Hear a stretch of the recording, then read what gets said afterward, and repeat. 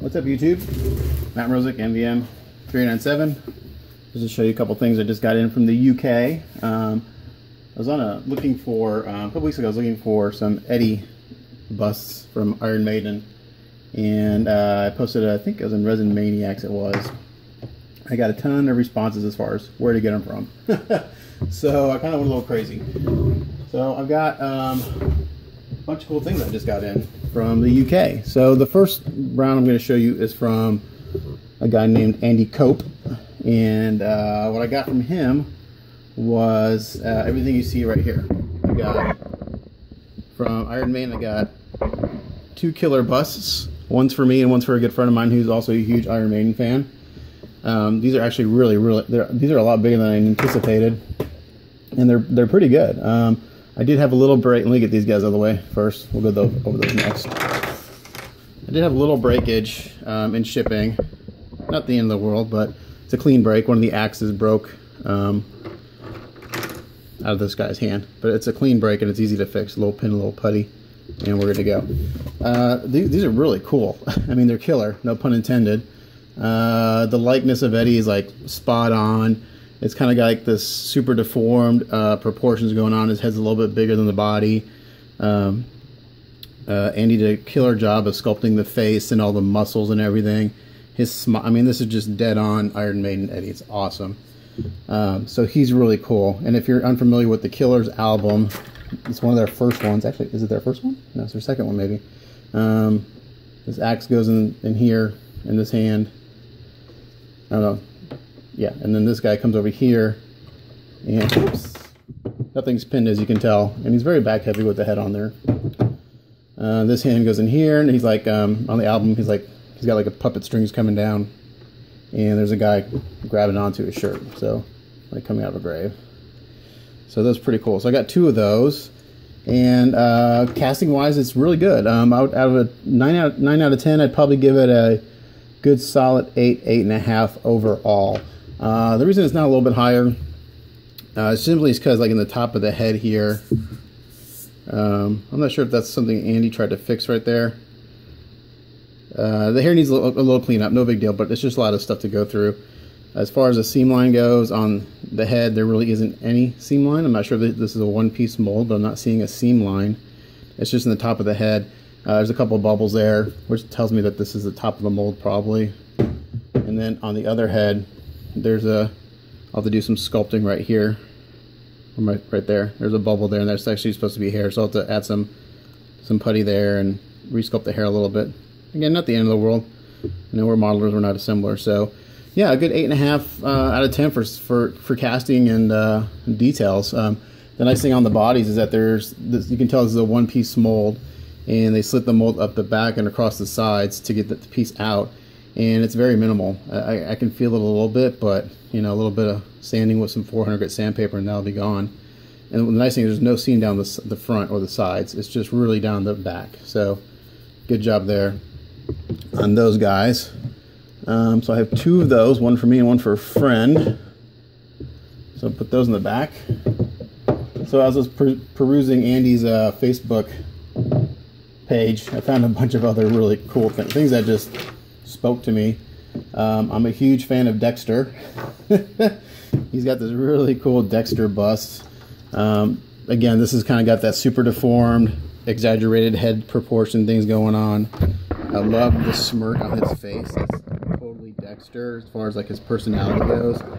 And we know Dexter's he's a murderer, but he's a good guy. So he's got a nice halo, which has blood dripping from the top of it. And he's got these little angel wings. So just a really fun concept.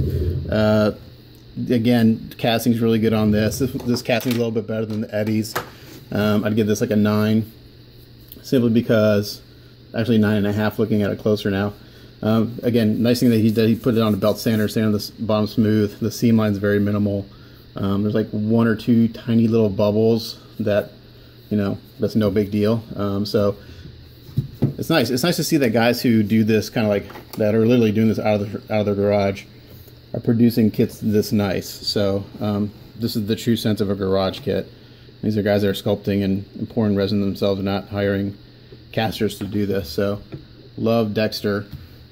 he's going to be a lot of fun to paint up. So, and then the last thing I got from Andy Cope, I saw this, like, oh, that's so funny. This is the Peanuts alien little diorama.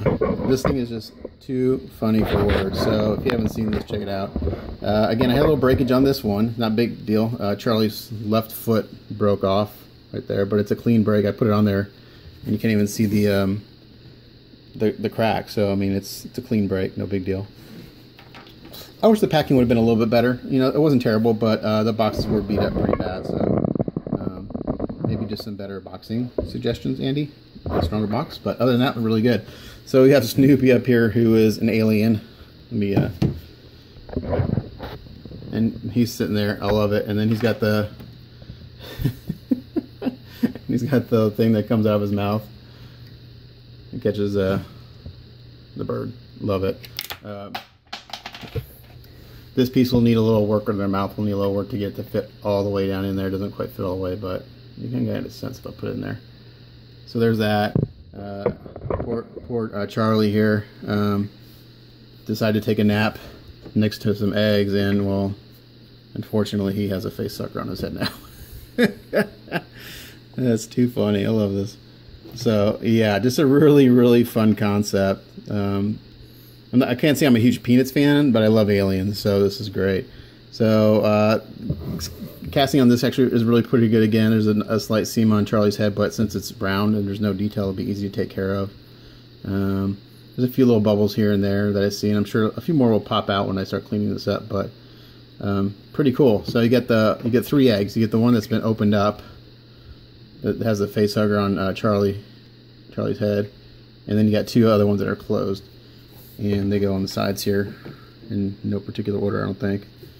So really fun concept, fun thing to look at. So that's from Andy Cope.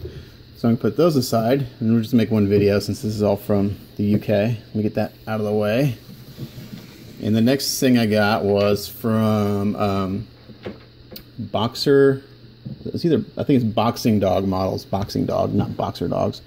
Again, these are the first 2 Eddies I picked up, and this is from Somewhere in Time album, and this is Power Slave. Again, huge Maiden fan.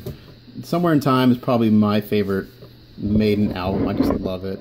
Sounds great. I actually ordered. I'm ordering a second one of these from my friend. He saw this, like, oh my gosh, that's so cool. So he sent me the money. I gotta order it, but really fun. Can't tell. I think these are little plastic tubes for the antennas. I don't think they're resin. I think they're embedded in the resin, and it's hard to tell, but it looks like I can't tell if the resin's been dyed or if like he sprays the mold with a black primer because it's rubbing off a little bit here. My guess is that he's using primer as his mold release, which I know like Andy Cooper does that. He doesn't actually use a mold release, he uses primer, which is actually kind of nice because then you don't have to worry about getting mold release off. So pretty cool. And then Power Slave, and he does have a little extension to his chin that's molded separately. These are really fun. Casting's really good. This feels like a different resin. Maybe it's the same resin, I can't tell. It's probably the same, but yeah, this one almost looks plastic just because he's got that black on him, but these should be fun. I mean, I'm really new to figure, so I'm kind of hooked on them now. So those are from Boxing Dog Models, and the last thing I've got so far from this is from Killer Models. And these are the Breaking Bad. I have 2 things from Killer Models. These are the Breaking Bad Minions. I am a huge Breaking Bad fan. I've watched the entire series more times than I can count. At least half a dozen, if not more. And these are just awesome. I did have a little breakage on this too. The back of Heisenberg's head broke off, but again, it's a clean break. And there's a pretty significant bubble in the bottom, but that's an easy fill. I don't get too worked up on little errors like bubbles and things like that, especially when I know it's someone doing this literally out of their home, and they're not hiring casters to do this for them. So these guys are trying to earn a buck doing these cool things that other people don't do. So that's a clean break. Again, I put all the pieces in there, a little super glue, and a very minimal amount of putty, and that breakage is taken care of. So anyway, we have Heisenberg right here. No, that's Heisenberg, and then we got Walt. Technically, they're both Heisenberg, but with the hat on, he's more Heisenberg than he is Walt. And then we got Jesse. So these are going to make an awesome, awesome little setup, the three of them.